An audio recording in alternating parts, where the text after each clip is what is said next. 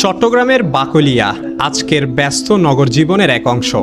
কিন্তু এই নামটি কোথা থেকে এলো জানেন কি? বাকলিয়া শব্দটির ভেতর লুকিয়ে আছে প্রাচীন ইতিহাস আর ভাষার পরিবর্তনের এক গল্প। ঐতিহাসিক সূত্রে জানা যায়, মধ্যযুগে চট্টগ্রাম অঞ্চলের একটি বিস্তীর্ণ এলাকা বাকলাই বা বাকলাই পরগনা নামে পরিচিত ছিল।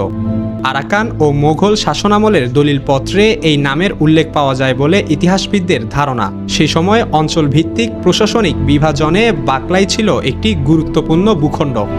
সময়ের সঙ্গে সঙ্গে স্থানীয় উচ্চারণ ও ভাষার পরিবর্তনে নামটির রূপ বদলাতে শুরু করে। বাকলাই শব্দের শেষের ই ধ্বনি ধীরে ধীরে ইয়া উচ্চারণে রূপ নেয়, যা বাংলা ভাষায় খুবই স্বাভাবিক একটি বিবর্তন। যেমন অনেক প্রাচীন নাম সময়ের সাথে নতুন উচ্চারণে স্থায়ী রূপ পায়, ঠিক তেমনভাবেই বাকলাই থেকে হয়ে যায় বাকলিয়া। নদীভিত্তিক এই অঞ্চলে বসতি বিস্তার, জনসংখ্যা বৃদ্ধি ও প্রশাসনিক পরিবর্তনের ফলে নামটি ধীরে ধীরে বর্তমান রূপে প্রতিষ্ঠিত হয়। আজকের বাকলিয়া তাই শুধু একটি থানা বা আবাসিক এলাকা নয়, এটি প্রাচীন বাকলাই পরগনার আধুনিক রূপ।